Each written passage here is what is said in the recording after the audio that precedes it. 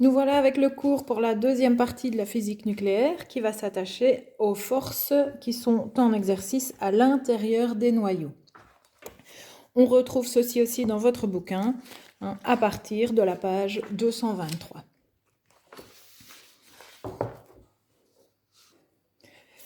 On revient un petit peu sur les réactions nucléaires.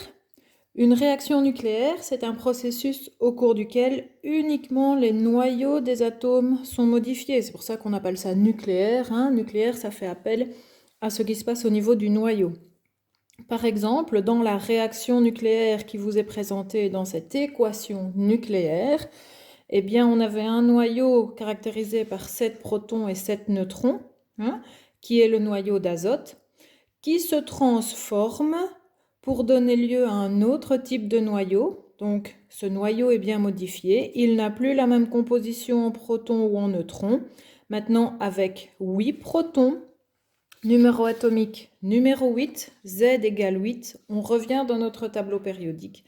Et on trouve bien ici que l'élément a été modifié parce que le noyau et sa composition ont été modifiés et on tombe maintenant sur de l'oxygène.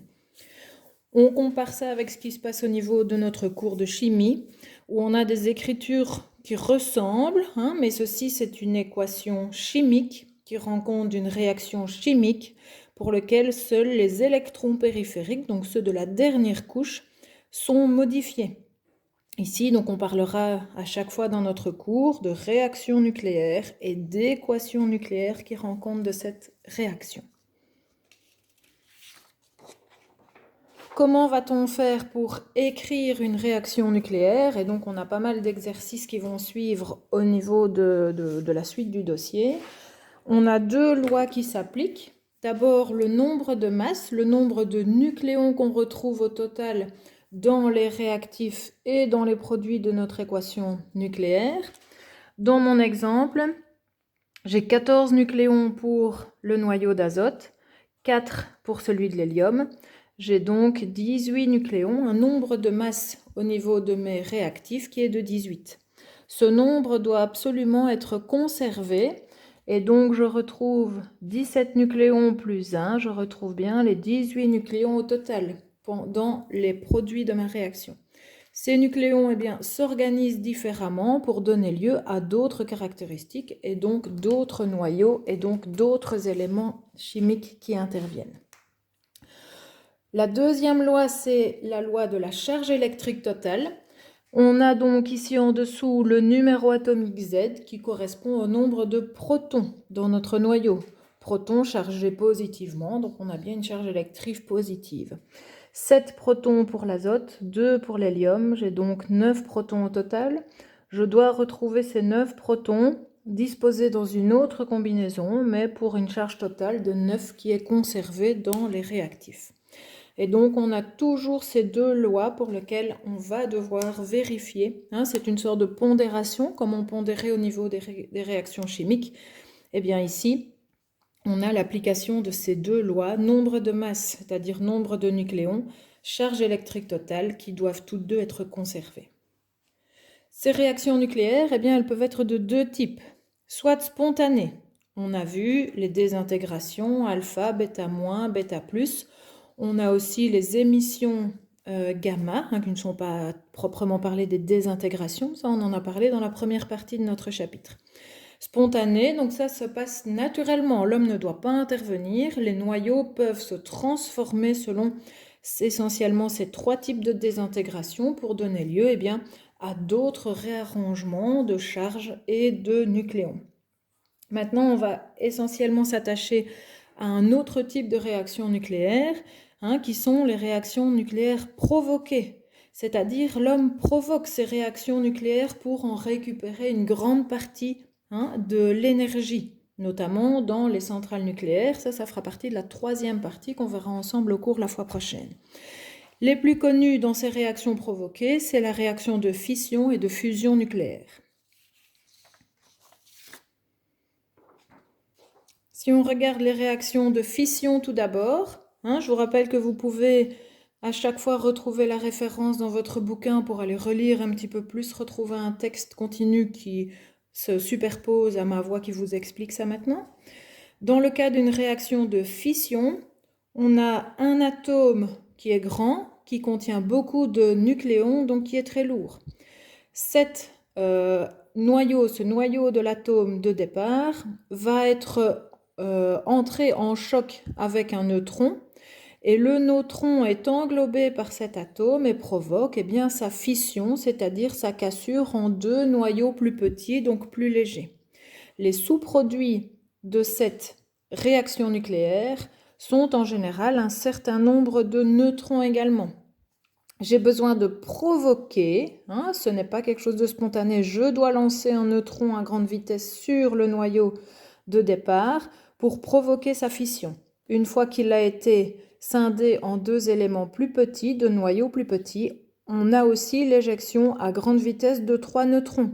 Chaque neutron peut encore rencontrer un des mêmes gros noyaux de départ et donc entraîner la fission de chacun de ces deux noyaux. Mais en même temps, on relâche à chaque fois 3 neutrons, etc., etc., etc. Ces neutrons peuvent encore rencontrer des noyaux plus élevés. Et ceci, c'est la réaction en chaîne qui vient à prendre de la vitesse, de plus en plus de réactions avec de plus en plus d'énergie dégagée, qui a lieu notamment dans les centrales nucléaires, mais aussi dans les bombes atomiques. Et donc, vous avez certainement déjà entendu parler des bombes d'Hiroshima et Nagasaki. Les bombes étaient basées sur ce principe de fission, mais qui là était une fission tout à fait incontrôlée. Le point de départ a été provoqué lors de la mise à feu de la bombe, et puis on avait ce dégagement et cette réaction en chaîne qui s'entretient, qui s'auto-entretient et qui se développe au cours du temps pour libérer au final une quantité d'énergie très très importante.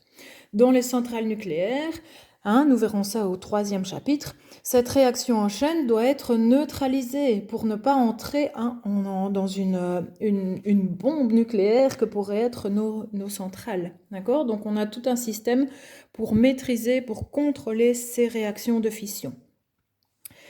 Ce qu'on peut avoir ici comme exemple, un neutron qui provoque la fission d'un atome d'uranium-235. Je dois vous préciser à chaque fois, ici j'ai oublié, je vous le fais à l'oral cette fois-ci. Parmi les produits de fission, c'est-à-dire parmi les atomes plus légers qu'on va retrouver suite à la cassure du gros noyau de départ d'uranium-235, on retrouve du strontium 93. Et on dit que 3 neutrons ont été éjectés lors de la fission. À nous d'écrire l'équation nucléaire qui rend compte de cet exercice. J'avais un neutron de départ, c'est celui-ci, qui rencontre, avec un grand choc, mon uranium, gros noyau, uranium-235. Oui. Pour déterminer la charge portée par mon uranium, j'ai besoin de mon tableau périodique. Je retrouve l'atome d'uranium dans le tableau périodique et je vais lire dans la case en haut à gauche le numéro atomique 92 que je peux venir écrire ici en dessous. Ensuite, on me donne un des deux produits de cette fission, c'est du strontium 93. Même principe, je viens avec mon tableau périodique, vérifier pour mon strontium, alors je dois un petit peu chercher. Si je ne sais pas, je sais que ceci correspond à la masse de mon atome. Et donc, je regarde à partir des masses, le tableau périodique classe les éléments par masse croissante. Je suis à 103, si je diminue, j'arrive, voilà, ici j'ai le strontium. D'accord ? Tous les strontiums n'auront pas la même masse, on a discuté de ça au niveau des isotopes. Moi, on m'oblige à travailler avec l'isotope 93. D'accord ? Par contre, ils auront tous le même numéro atomique, 38 dans ce cas-ci, et donc je peux tout à fait inscrire ce numéro 38 ici en dessous. Je sais aussi que j'ai un certain nombre, je dois encore vérifier combien, de neutrons. 3 neutrons sont émis, j'ai bien 3 fois cette écriture nucléaire pour mon neutron, 1, 0 et puis le petit n. Quel est l'autre produit de la fission ? J'applique mes deux règles. D'abord les masses. Quelle est la masse totale ? 1 plus 235, 236 au niveau de mes réactifs.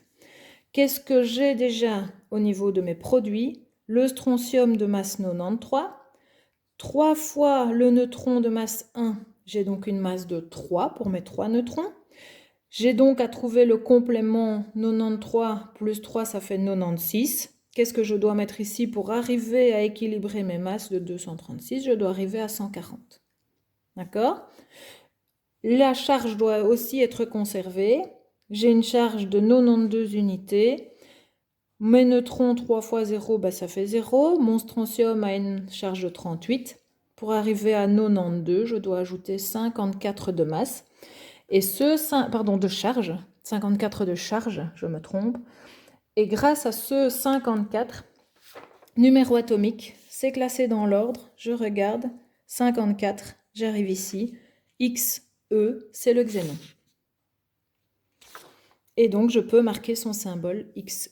Et comme ceci, j'ai réussi à écrire l'entièreté de mon équation nucléaire qui correspond à la réaction de fission de l'uranium-235.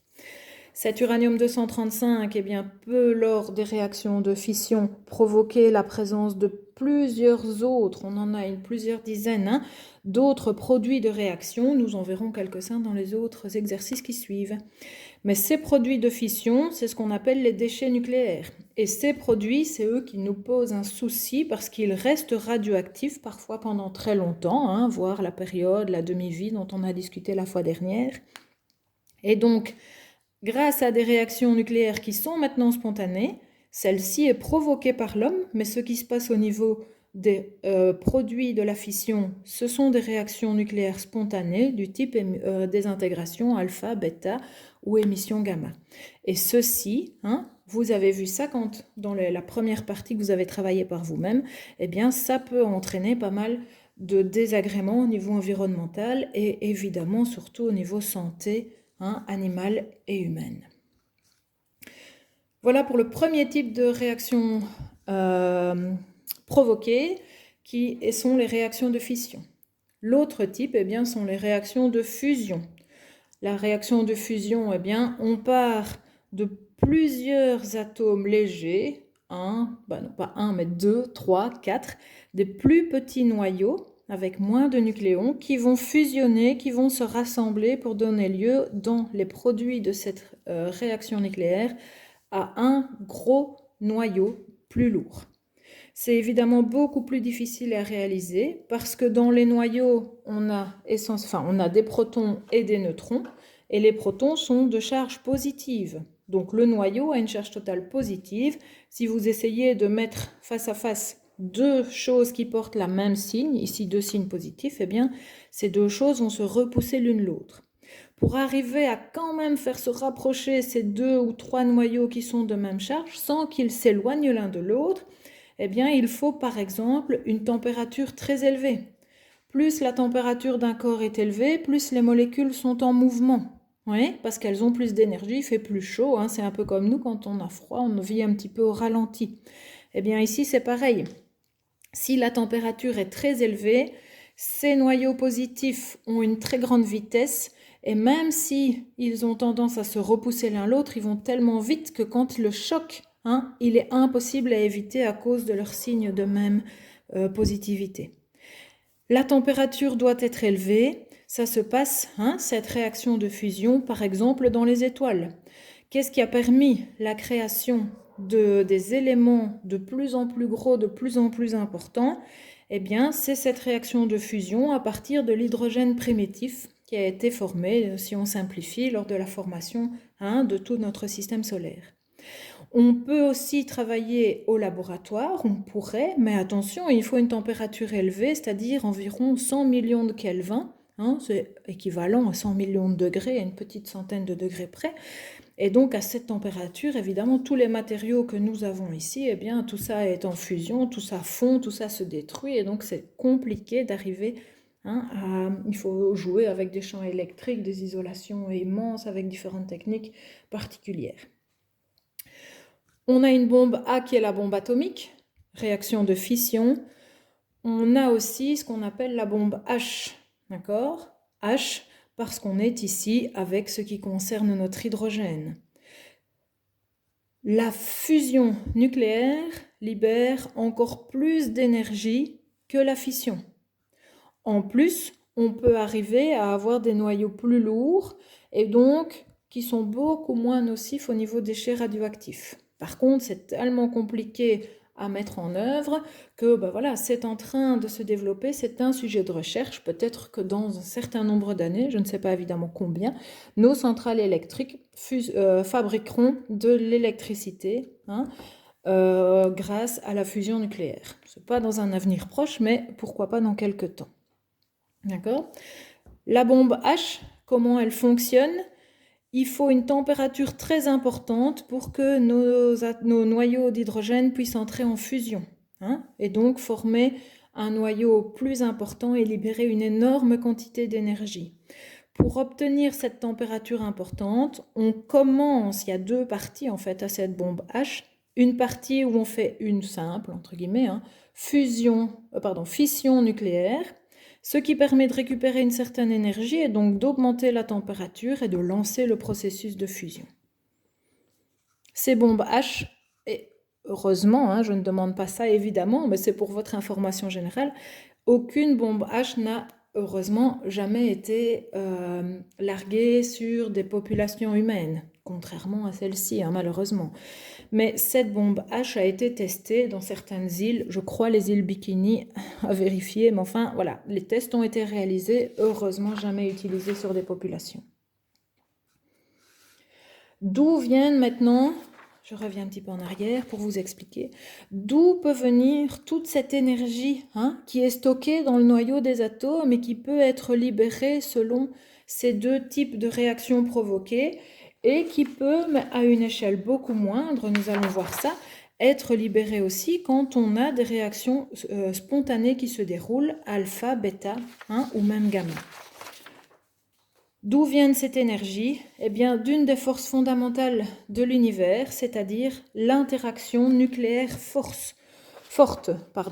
Donc, c'est une force qui maintient en interaction tous les éléments qui se trouvent au niveau du noyau et qui fait ça de manière très très forte. C'est quelque chose d'assez important au niveau de la formation et du fonctionnement de l'entièreté de notre univers. On a plusieurs forces fondamentales. Cette interaction nucléaire forte, mais on a aussi la gravitation ou les forces électriques qui interviennent et qui sont essentielles pour pouvoir faire fonctionner tout ce qu'on connaît. Notre interaction nucléaire forte, les deux graphiques que vous pouvez lire à la page 224, on se rappelle, dans le noyau, on y est avec notre interaction nucléaire, on a des neutrons qui sont neutres au niveau électrique, et des protons qui sont positifs. Le premier graphique nous indique l'évolution de la force électrique en fonction de la distance qui peut séparer deux protons de même signe, positif. Si ces protons sont éloignés, eh bien, ils n'ont pas tendance à s'écarter fortement l'un de l'autre. Par contre, si on les rapproche, c'est de plus en plus dur, la force est de plus en plus grande. Si on rapproche les protons les uns des autres, la force électrique est très très grande. Oui. Par contre, ce qu'on peut voir sur le deuxième graphique, qui nous montre la force nucléaire, la force d'interaction nucléaire forte, là on voit que quand la distance est relativement grande entre les éléments du noyau, là entre les protons et les neutrons, eh bien cette force est très faible, mais par contre à petite distance, cette force nucléaire est très très grande. Ce qui veut dire qu'à la faible distance d'un noyau, on a une forte répulsion par les charges électriques toutes deux positives du proton, mais cette force de répulsion, où les protons devraient s'écarter l'un de l'autre, est contrée par une force encore plus grande qui est la force nucléaire qui maintient cette cohésion, cette interaction forte entre les protons et les neutrons du noyau.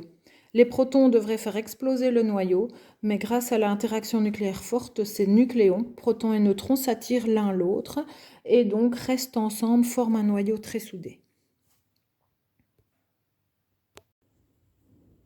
Continuons à aller un petit peu plus loin, à essayer de comprendre d'où vient cette énergie et comment on peut arriver à déterminer la quantité d'énergie qui peut être libérée pendant une réaction nucléaire.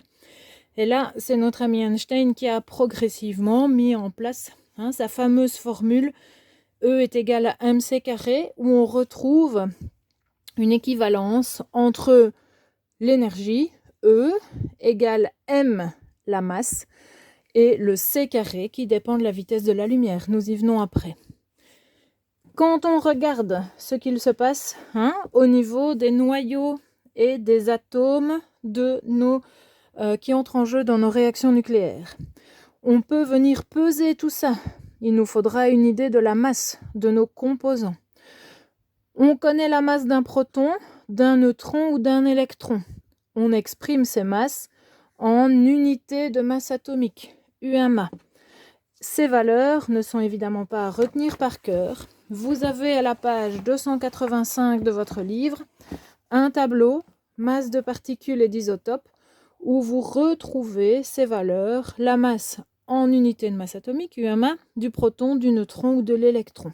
D'accord ? Ce tableau, vous l'aurez toujours en annexe pour répondre à vos questions. L'unité de masse atomique peut être convertie en kilos.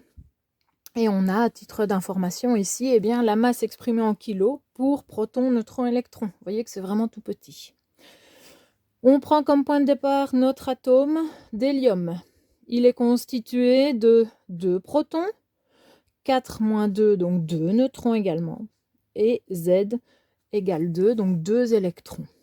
Oui. Quelle serait alors la masse totale d'un atome d'hélium composé de 2 protons, 2 neutrons, 2 électrons?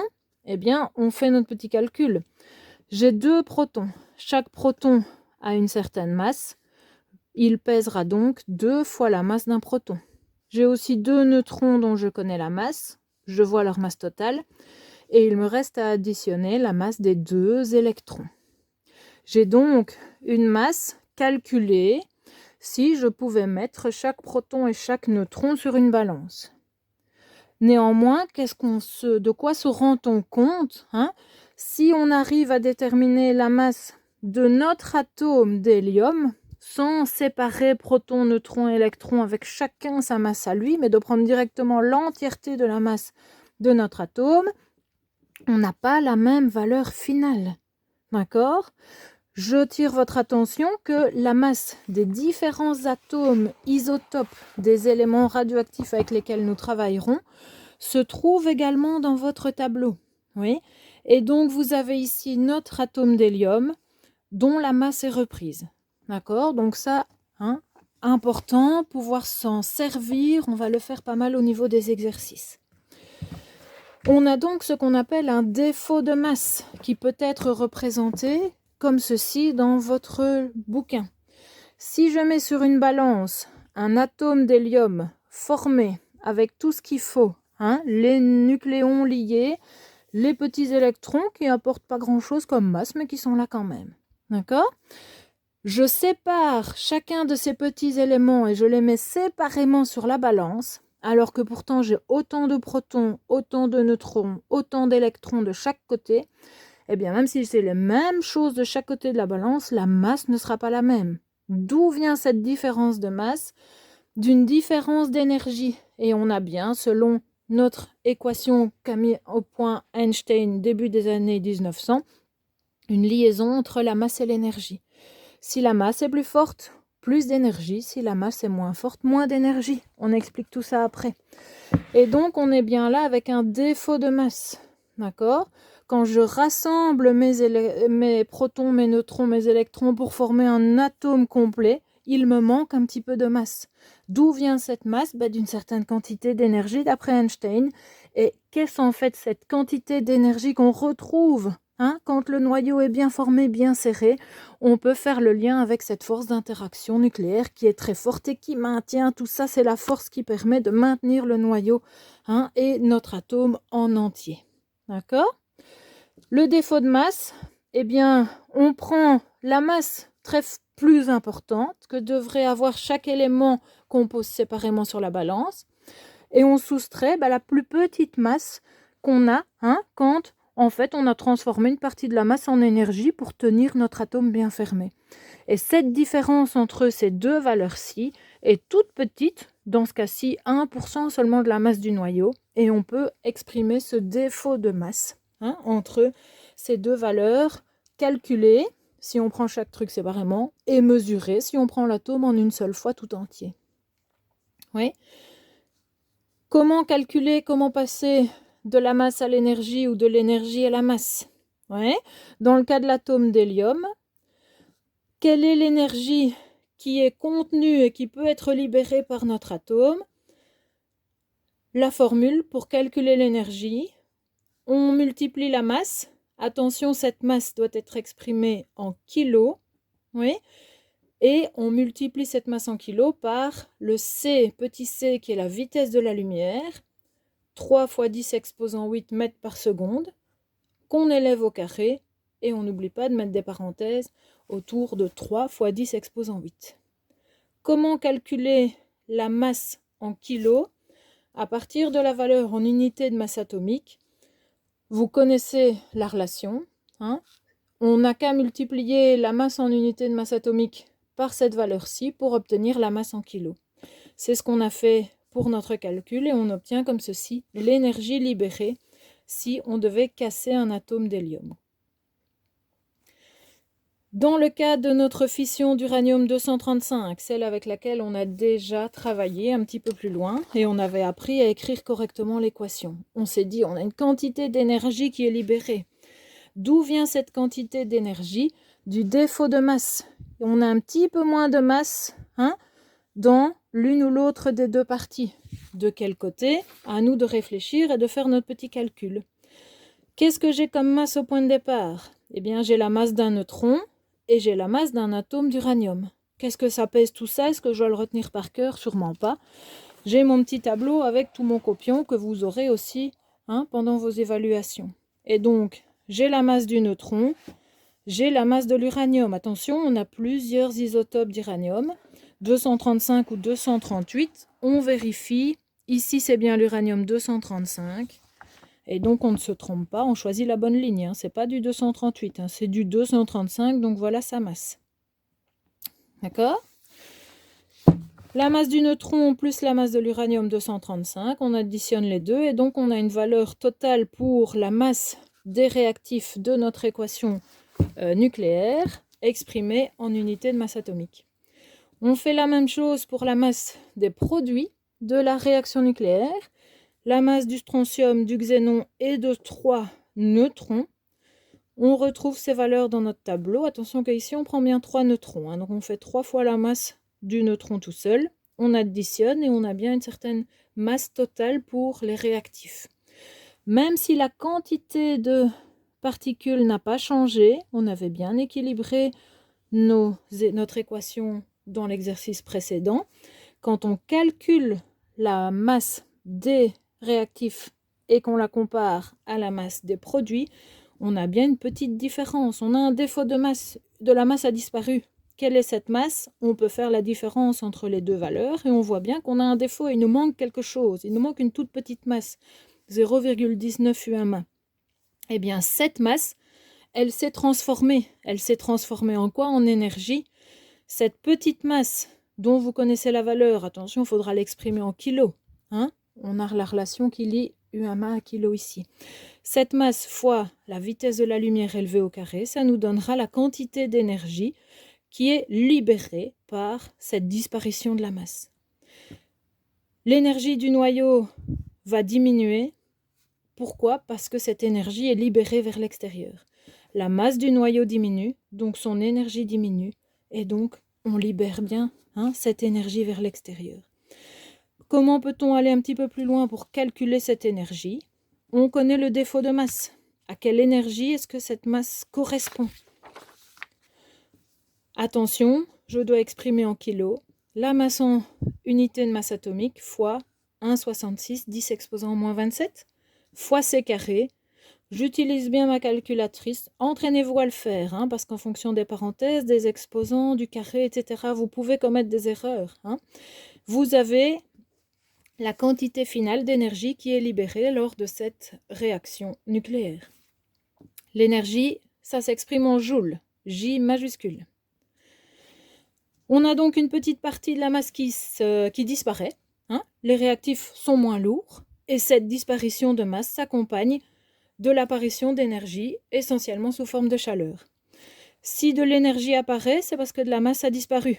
Par contre, à l'inverse, dans un autre exercice, si vous devez apporter de l'énergie, c'est parce qu'une certaine masse est apparue.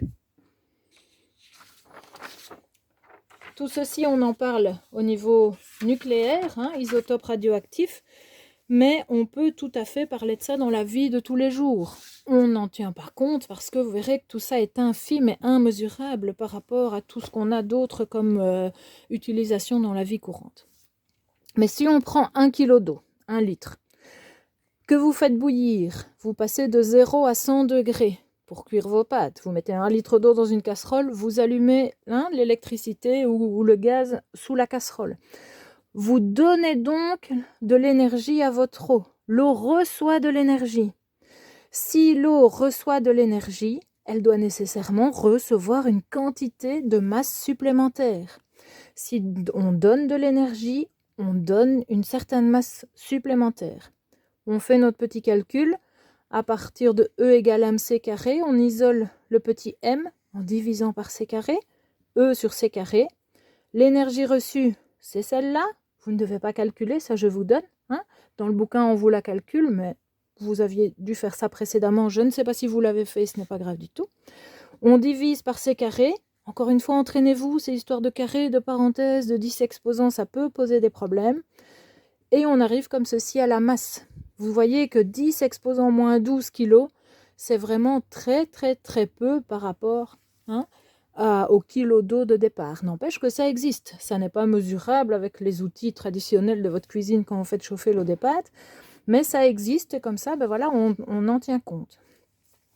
Autre type d'énergie, quand vous roulez en voiture, si vous passez avec votre voiture qui pèse 1 tonne, 1000 kg, de l'arrêt, vous êtes à 0 mètres par seconde, jusqu'à une certaine vitesse ici de 20 mètres par seconde, vous donnez une certaine quantité d'énergie, qui est une énergie cinétique, à votre voiture. Si votre voiture acquiert de l'énergie, elle acquiert de la masse en même temps. D'accord ? Et cette masse qui est apparue, on peut tout à fait la calculer de la même façon. Encore une fois, on a une masse très très faible par rapport à la masse de départ de la voiture. Et donc, on n'a pas l'impression, on ne ressent pas cette augmentation de la masse. En plus, quand la voiture freine pour s'arrêter, quand on passe d'une certaine vitesse, 20 mètres par seconde, pour redescendre jusqu'à 0, eh bien cette masse, elle disparaît. Elle est rendue parce que l'énergie est rendue en même temps. L'énergie sort de la voiture. Comment ?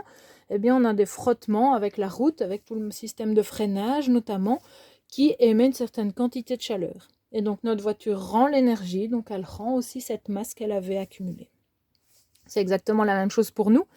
Si vous vous mettez à courir, vous avez une masse un petit peu plus importante. C'est très faible, vous ne le sentirez pas.